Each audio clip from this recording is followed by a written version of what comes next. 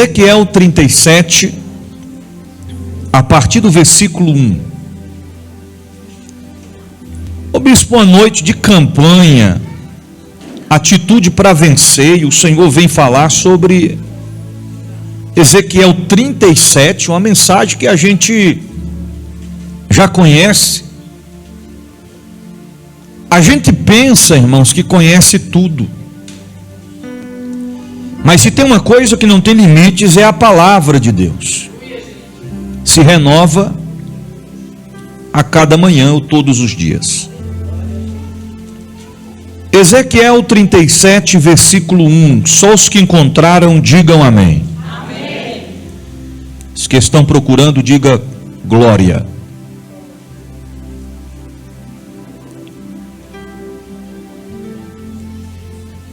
Versículo 1.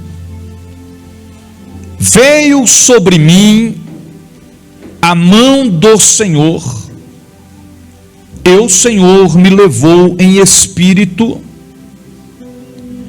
e me pôs no meio de um vale que estava cheio de ossos, e me fez andar ao redor deles, e eis que eram muito numerosos sobre a face do vale, e estavam sequíssimos.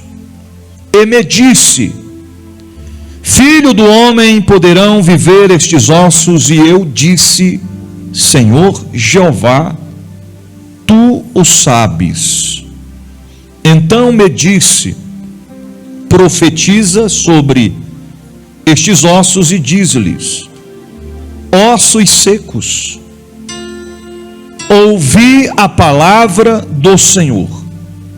Assim diz o Senhor Jeová a estes ossos: eis que farei entrar em vós o espírito e vivereis, e porei nervos sobre vós, e farei crescer carne sobre vós, e sobre vós estenderei pele, e porei em vós o espírito e vivereis, e sabereis que eu sou o Senhor. Então profetizei como se me deu ordem, e houve um ruído enquanto eu profetizava, e eis que se fez um rebuliço, e os ossos se juntaram cada osso ao seu osso, e olhei, e eis que vieram nervos sobre eles, e cresceu carne, e estendeu pele sobre eles, por cima, mas não havia neles espírito. E ele me disse: profetiza ao espírito, profetiza, ó filho do homem, e diz ao espírito: assim diz o Senhor Jeová, vem dos quatro ventos o espírito, e assopra sobre estes mortos para que vivam. E profetizei como ele me deu ordem. Então o espírito entrou neles, e viveram, e se puseram em pé um exército grande e extremo. Então me disse: filho do homem, estes ossos são toda a casa de Israel. Eis que dizem: os nossos ossos se secaram, e pereceram a nossa esperança. Nós estamos cortados. Portanto profetiza e diz-lhes: assim diz o Senhor Jeová, eis que eu abrirei as vossas sepulturas, e vos farei sair das vossas sepulturas, ó povo meu, e vos trarei a terra de Israel. E sabereis que eu sou o Senhor, quando eu abrir as vossas sepulturas, e vos fizer sair das vossas sepulturas, ó povo meu, e porei em vós o meu espírito, e vivereis, e vos porei na vossa terra, e sabereis que eu, o Senhor, disse isso, e o fiz, diz o Senhor. Amém? Podeis assentar.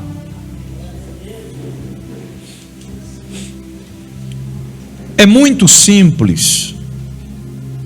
É muito simples aquilo que Deus reservou para as nossas vidas nessa noite através desta palavra. Quando nós olhamos para os versículos lidos, nós encontramos aqui pelo menos 3 fatores, 3 aspectos que despertam em nossos corações uma grande indagação.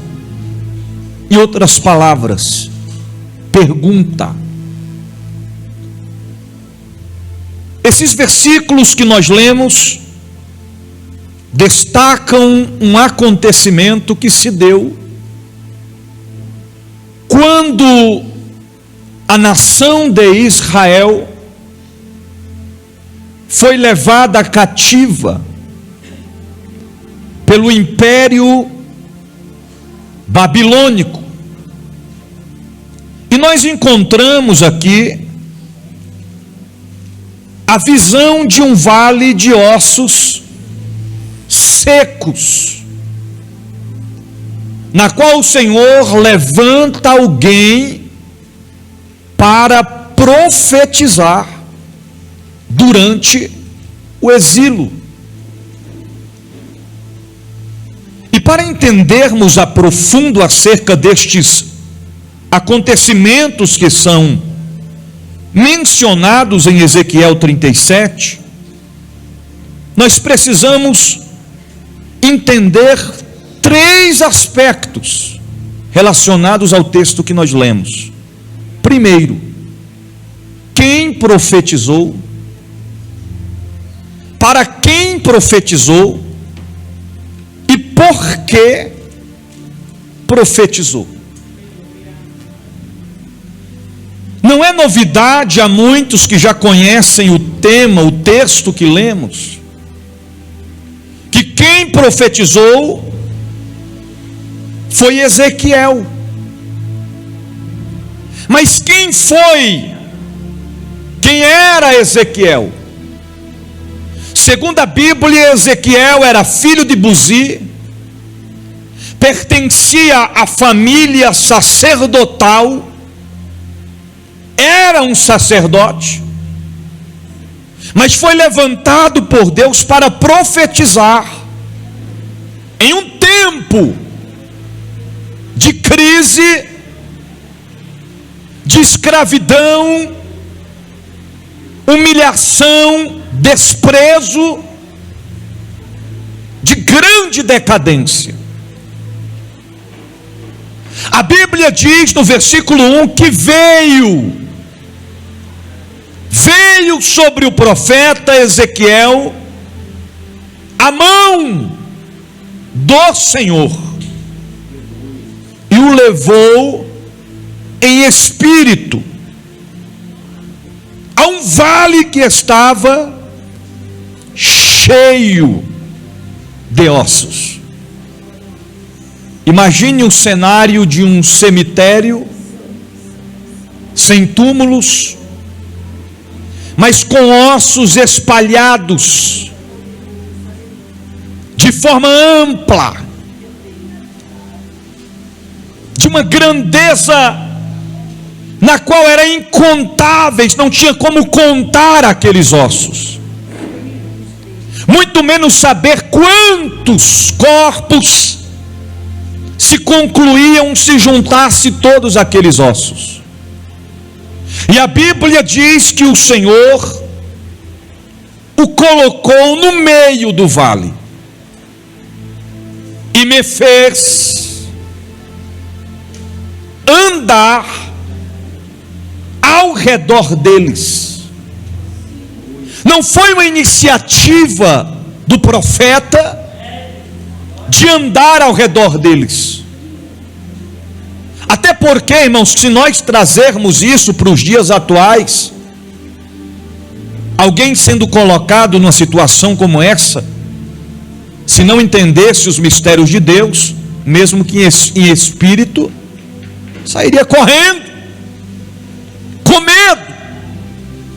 assustado por estar diante de ossos. E eram numerosos sobre a face do vale, e estavam sequíssimos. Não estavam apenas secos, mas estavam sequíssimos. Em outras palavras, já fazia muito tempo em que aqueles ossos estavam ali, expostos ao sol, ao calor, a todas as circunstâncias e situações, porque eram sequíssimos. Se fosse um osso fresquinho, como muitos dizem, há pouco tempo sendo desossado, ou entrando em estado de decomposição, poderia dizer que há pouco tempo estava ali. Mas como a escrita diz, sequíssimos, já era de muito tempo. E me disse: filho do homem, poderão viver.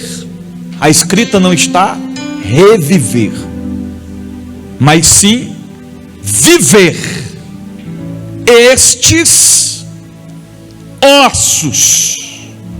E eu disse: Senhor Jeová, tu sabes. Irmãos, imagine um cenário deste: o Senhor colocando, Marlos, você diante de uma multidão de ossos sequíssimos e perguntando: poderão esses ossos viver novamente? Na ótica humana, era impossível. Uma coisa é o Senhor perguntar para alguém: este defunto que está no caixão pode tornar a viver? Alguém poderia olhar e dizer: se a gente fazer uma oração, um clamor, Deus pode ressuscitar. Porque ressuscitou a Lázaro depois de 4 dias, já cheirava mal. Ressuscitou o filho da viúva de Naim, que já estava sendo levado para o cemitério. Ressuscitou a si mesmo depois de 3 dias. Simples seria na nossa ótica humana de ver. Agora, uma coisa é você estar diante de um monte de ossos e o Senhor lhe perguntar: e aí? Poderão viver estes ossos? Irmãos, até a resposta do profeta foi com grande sabedoria. Ele poderia dizer: Senhor, sei não. Senhor, eu não sei nem o que falar. Senhor, não tenho certeza. Ou ele poderia simplesmente dizer: Senhor, eu acho que não, Senhor, tem jeito não. Que às vezes nós nos deparamos com certas situações na nossa vida, que sem Deus nos perguntar, a gente já diz para nós mesmos: tem jeito não. Aleluia. Não tem mais jeito. Acabou. Eu lembro que uma época a gente estava indo para o monte, já estava descendo lá na prainha. Uma Elisângela na época nem congregava com a gente, ligou para a pastora Zumira, estava com a gente no carro. A pastora Zumira falou: meu Deus do céu, tem que voltar lá para buscar a irmã Elisângela, está na luta com aquele marido dela, meu Deus do céu, só Jesus na causa, meu pai. Eu disse: que foi? O homem é bebendo, é cachaça, é tribulação, não quer Jesus, não quer nada. Eu já pensei comigo mesmo: isso aí, meu Deus, isso é um caso perdido. Todos que conheciam a história já pensavam assim, né, pastora Zumira? Tem jeito não. E se o senhor perguntasse: Elisângela e Antônio, tem jeito? Ela poderia até olhar e falar: Senhor, tem jeito não, mas também tem a escolha de dizer: Senhor, tu sabes. O profeta disse para o Senhor: Senhor, tu o sabes. Em outras palavras, eu não sei de nada. Mas tu sabes, Senhor. Tu sabes muito mais do que eu. Controle não é meu, Senhor. Controle é seu. Quando ele diz, tu o sabes, aí o Senhor vira para ele e diz assim: então me disse, profetiza sobre estes ossos e diz-lhes: ossos secos, ouvi a palavra do Senhor. O Senhor não perguntou assim: Ezequiel, tu quer profetizar para estes ossos? Se fosse nos dias de hoje, em meio a uma geração de profeta que só quer profetizar para quem tem dinheiro, para quem é rico, para quem tem conhecimento e status, que hoje em dia tem uma geração aí que não serve a Deus, não tem compromisso com Deus, mas por ser conhecido e rico, se vai ter um aniversário, paga para o profeta ir lá, para fazer o quê? Profetizar. E tu acha que o profeta vai lá para profetizar conserto? Acaba tá todo desconcertado, fora da linha, não tem compromisso com Deus, aí junta aquela rama de profeta e lágrima, e as pessoas choram e dizem: eu tenho se agradado de ti, eu vou abençoar mais e mais, eu vou fazer grandes coisas. O Senhor está longe disso, longe disso, muito menos profetizar para osso. O Senhor não fez um convite a Ezequiel, era uma ordem, uma determinação. Inclusive no versículo 5 diz: assim diz o Senhor Jeová a estes ossos: eis que farei entrar em vós o Espírito e vivereis.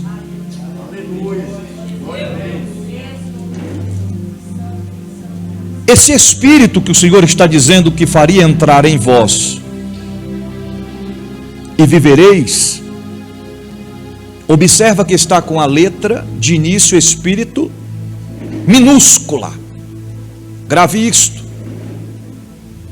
Aí o Senhor continua dizendo: e porei nervos sobre vós, e farei crescer carne sobre vós, e vós, e estenderei pele, e porei em vós o Espírito, de novo, letra minúscula, e vivereis e sabereis que eu sou o Senhor.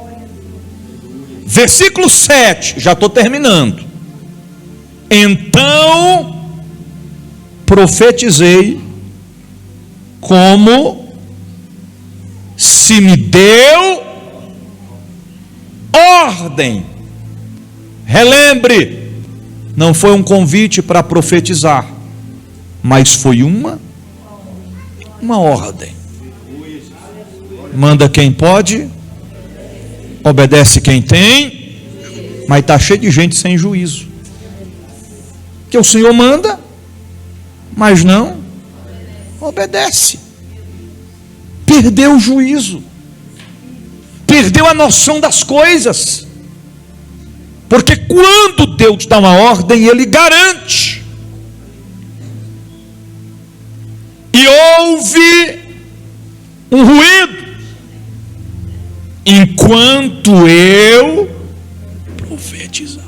Meu Deus do céu, no meio de um vale, tu começa a profetizar, escuta um ruído, saia correndo na hora. Os ossos estão mexendo, fez um barulho no meio dos ossos, houve um ruído enquanto profetizava, e eis que se fez um rebuliço, e os ossos se juntaram cada osso ao seu osso. Os ossos só se juntaram, pastora Zumira, depois que houve um ruído e um reboliço. reboliço. Só depois do ruído e do reboliço que os ossos se juntaram. Os ossos não se juntaram antes do ruído, nem antes do reboliço, somente depois. Irmãos, grave isso. Estou pregando na simplicidade para você entender. Aleluia. E olhei, depois que ele profetiza, irmãos, depois do ruído, do reboliço, ele olha. Olhei, e eis que vieram nervos sobre eles, e cresceu carne, e estendeu-se peles sobre eles por cima, mas não havia neles espírito. Espírito com E minúsculo. Não entendi. Os ossos se juntaram, cada um no seu lugar. Estavam formados os corpos no chão. Veio nervos, veio carne, veio pele, mas não tinham vida. Ainda estavam mortos. Versículo 9: então me disse, profetiza ao... Agora ele não vai profetizar em questão de carne, pele e nervo. Ele vai profetizar ao Espírito, com E minúsculo. Profetiza ao Filho do Homem e diz ao Espírito: assim diz o Senhor Jeová, vem dos quatro ventos, ó Espírito, e assopra sobre estes mortos, para que vivam. Lembra do que eu disse? Nervos, carne, pele, mas ainda estavam mortos. Agora ele profetiza: vem o Espírito dos quatro cantos, sopra o vento sobre estes mortos, para que vivam. Se estavam mortos e antes eram só ossos, a pergunta que não quer calar é: de quem são estes ossos? A quem pertenciam estes ossos? Primeiro, nós sabíamos, entendemos que quem profetizou foi o profeta Ezequiel. Agora, para quem ele profetizou? Já sei para quem foi. Ele profetizou para os ossos. Para os ossos. É verdade. O Senhor mandou ele profetizar sobre os ossos.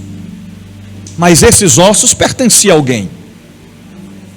Se uma ossada é encontrada em um terreno baldio, ou numa mata, seja onde for, a perícia vai lá. Para quê? Para fazer a perícia e a identificação do corpo ou dos ossos. E vão chegar à conclusão de quem pertence àquela ossada, aqueles restos mortais. Estes ossos pertenciam a alguém. E quem era? A casa de Israel. Todos os povos de Israel. Reino Sul, Reino Norte. E a Bíblia diz, vamos concluir. E profetizei como ele me deu ordem. De novo. Então o Espírito entrou neles e viveram e puseram em pé. um exército grande e extremo. Então agora, depois que o Espírito entra neles, de mortos agora eles estão vivos, porque o Espírito entrou. Esse Espírito tem minúsculo ou maiúsculo? Minúsculo. Olha a escrita aí, irmãos. Que Espírito é esse? Que torna o homem e a mulher em um ser vivente. Lembra quando o Senhor Jesus, ou quando o Senhor Deus, criou o homem do pó da terra? Ele fez ali o boneco, a forma do homem, depois ele soprou nas narinas de Adão o fôlego de vida. Ali o Espírito o tornou um ser ou alma vivente. Eles viveram, se colocaram de pé como grande exército em extremo. Aí no versículo 11 o Senhor responde: de quem são estes ossos? Então me disse: filho do homem, estes ossos são toda a casa de Israel. Eis que me dizem: os nossos ossos se secaram e pereceram a nossa esperança. Nós estamos cortados. Irmão, já estou concluindo. Quem profetizou? Quem profetizou? Ezequiel. Para quem Ezequiel profetizou? Para a casa de Israel. Agora, para a gente concluir, fechar a mensagem, por que Ezequiel profetizou para a casa de Israel estas palavras? É simples, porque anteriormente, Israel, a nação de Israel, era temente a Deus, era fiel a Deus, mantinha uma vida de fidelidade com Deus, até que eles viraram as costas para Deus, desobedeceram sua palavra, passaram a viver desordenadamente, não se preocupavam mais em estarem vivendo em um estado diante de Deus com sua infidelidade. Em outras palavras, o fato de não serem mais fiéis a Deus não os incomodava mais. Já estavam acostumados, não cuidavam mais de suas vidas espirituais, deixaram o Senhor de canto. Aí o que o Senhor faz? Endurece o coração dos reis perversos da época, e o povo é levado cativo ao exílio. O povo viveu momentos, tempos, dias, anos de aflições, humilhações diante do império de Babilônia. Foram arrancados de suas terras e levados para terras dos seus inimigos, por causa de sua desobediência. Até que chega em um determinado momento, quem está me ouvindo diga amém. Chega em um determinado momento em que o povo olha para si mesmo, Não era eu olhando para Marlos, não era eu olhando para Fabiano, não era eu olhando para Mário e dizendo: ó, vocês precisam se endireitar diante do Senhor. Mas era cada um olhando para si mesmo e dizendo: a nossa esperança se acabou, estamos cortados, os nossos ossos se secaram. Eles se sentiam como ossos sequíssimos no meio do vale, sem vida, sem fôlego de vida, sem razão de viver, sem ânimo, sem graça. Parecia que era o fim. Embora estavam secos, embora não tinham mais o Espírito de Deus em suas vidas, a situação não tinha acabado para eles. Eles pensavam que tinha acabado. E por que é que não tinha acabado ainda? Porque eles se arrependeram.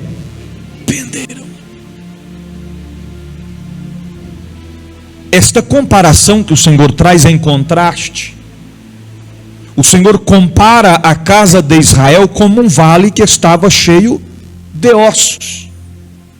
Agora, o diferencial de tudo isso aqui é que, mesmo sendo como ossos secos, no meio do vale, sequíssimos e sem vida, eles pareciam que estavam vivos, mas estavam mortos. Assim como nos dias de hoje tem muitos que estão assim. Fala como quem está vivo, anda como quem está vivo, vive como quem está vivo, mas na realidade estão mortos. Que morte é esta? Espiritual. Porque não cuidam mais de suas vidas espirituais. Estão preocupados com os afazeres da vida, com seus compromissos. E para Deus não tem mais tempo. Para Deus não tem mais um momento com Ele. Porque estão muito atarefados. Estão distantes de Deus. E pensam que estão perto.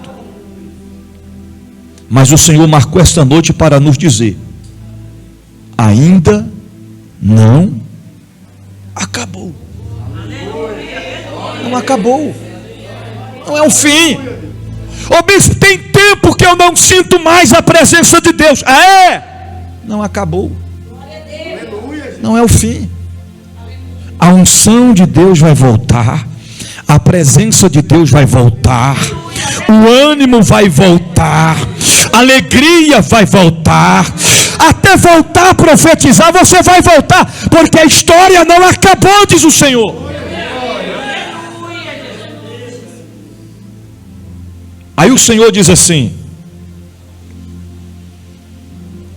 portanto profetiza e diz-lhes: assim diz o Senhor Jeová, eis que eu abrirei as vossas sepulturas, e vos farei sair das vossas sepulturas, ó povo meu, e vos trarei a terra de Israel. Lembra?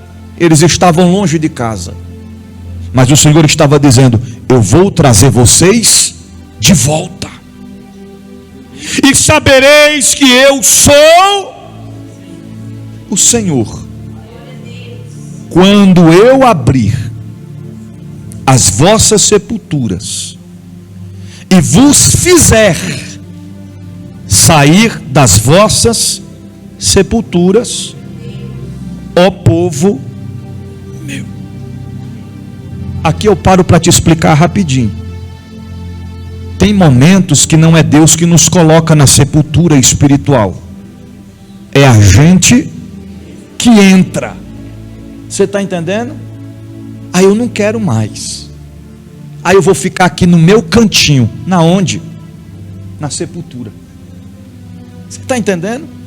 Eu não vou louvar mais. Por quê? Acabou para mim, eu estou vazio, eu não quero mais, eu perdi a vontade, o desejo, a razão. Eu vou ficar aqui aonde? Na sepultura. Quer saber de uma? Acabou a minha esperança. Estamos cortados. Já que a gente está assim mesmo, é daqui mesmo para pior. Vou ficar aqui mesmo. Aonde?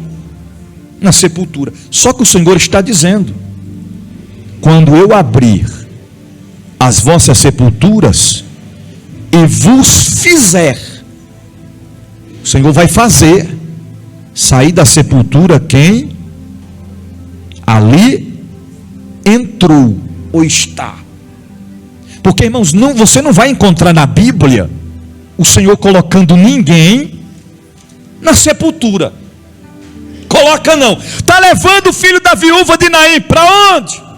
Para a sepultura. O mestre chega e diz: vai levar mais não. Só toca no esquife. Aleluia, aleluia, Jesus. E dá ordem o menino se chega lá onde Lázaro estava sepultado. Mestre, se tu tivesse aqui, meu irmão não teria morrido. Mestre, acabou. Já faz 4 dias, está cheirando mal, mestre. Aonde o puseram? Ali, mestre, na sepultura. Por não seja por isso, Lázaro, sai para fora. E a Bíblia diz que Lázaro saiu com vida. No dia em que Jesus foi crucificado, deu o último fôlego de vida, o último suspiro, entregando o seu espírito ao Pai. Depois você lê lá, a Bíblia diz que enquanto Jesus morreu, as sepulturas de muitos dos santos se abriram, e eles saíram das sepulturas e andava pelas ruas. Os centuriões ficaram espantados com aquele acontecimento e disse: verdadeiramente este era o Filho de Deus. Tiveram que reconhecer, queridos.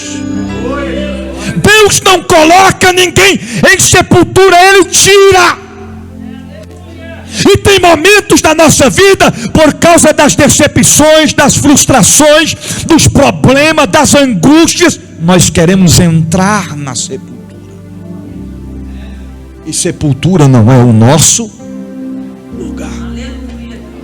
Até esta matéria física aqui não vai ficar para sempre depois que morrer na sepultura. Porque a Bíblia diz que quando Jesus vier arrebatar a igreja, os mortos ressuscitarão primeiro. É o Senhor dizendo: peraí, lugar de quem me serve não é em sepultura. Vai ressuscitar e vai receber um corpo imortal, incorruptível, em um novo tempo no céu de glória. Porque Deus não coloca ninguém em sepultura, Ele tira. Quem sabe você está sendo alcançado por esta palavra e está dizendo: pois eu estava me sentindo assim, um defunto, morto, morta na sepultura. Pois hoje o Senhor te diz: Ele vai fazer você sair dessa sepultura, e tu saberás que eu sou o Senhor. Para a gente finalizar, para a gente terminar aqui, versículo 14. O Senhor, depois que diz: eu vou fazer vocês sair das vossas sepulturas, ó povo meu, aí no versículo 14 ele diz: e porém em vós o meu espírito, e vivereis, e vos porei na vossa terra, e sabereis que eu sou o Senhor. E disse isso e o fiz, diz o Senhor. Mas peraí, o Senhor já tinha dito antes o profeta profetizar que o Espírito viria sobre eles, e veio. Se colocaram de pé, um exército grande e extremo, estavam vivos.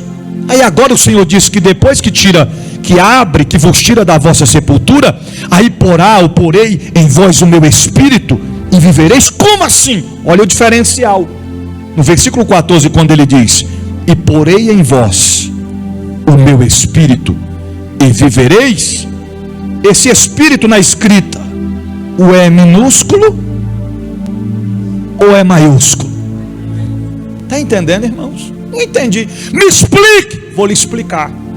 Todas as vezes que você lê na Bíblia Espírito com E minúsculo, é o Espírito que nos torna em ser vivente.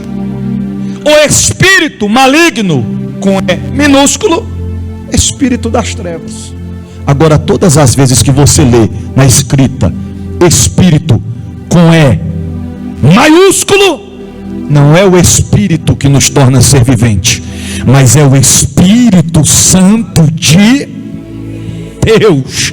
Era o Senhor dizendo: vocês estão de pé novamente, eu estou erguendo vocês de pé novamente, tirei vocês de dentro das vossas sepulturas, mas agora eu vou colocar dentro de vós o meu Espírito, a minha presença dentro de vós, e vivereis, e vos porei na terra, e sabereis que eu sou o Senhor, e disse isso e o fiz, diz o Senhor. Finalizo dizendo, sem o Espírito Santo de Deus nós não somos nada.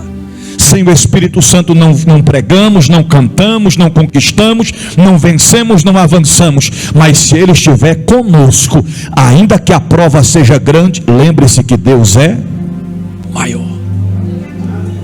Ainda que o problema seja grande, lembre-se que Deus é maior.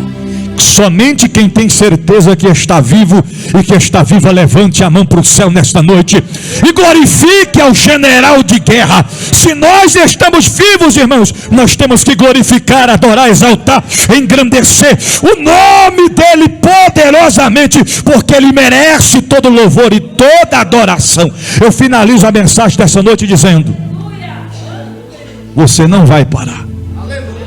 A história não acabou. Nós não estamos cortados, nós não estamos mortos, nós estamos vivos, estamos de pé, e o Espírito Santo de Deus está em nós. Para finalizar, cuide da sua vida espiritual.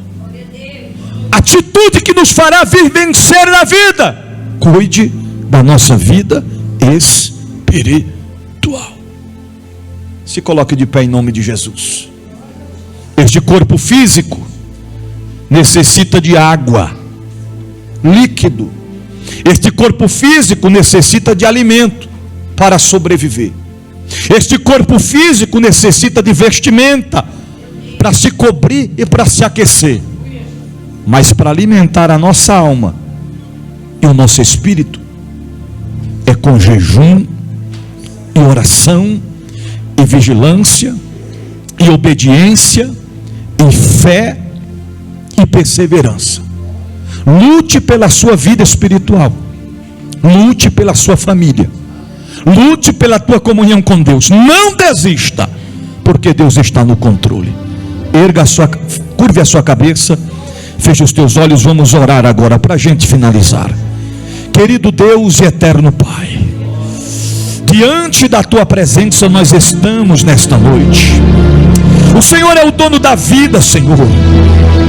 Assim como o Senhor restaurou a casa de Israel, restaura os que precisam, que necessitam.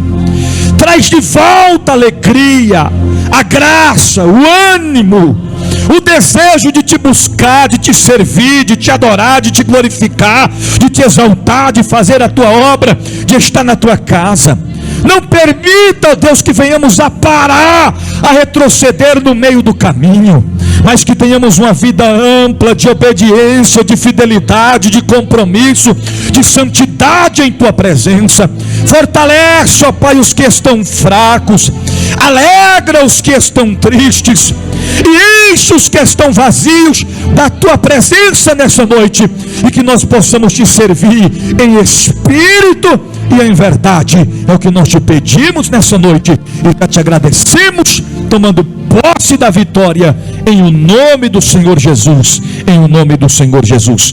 Guarde esta palavra no teu coração, e uma vez guardando-a, coloque em prática, porque não podemos ser apenas ouvintes, mas sim praticantes da palavra do Senhor Jesus. Que Deus abençoe a todos.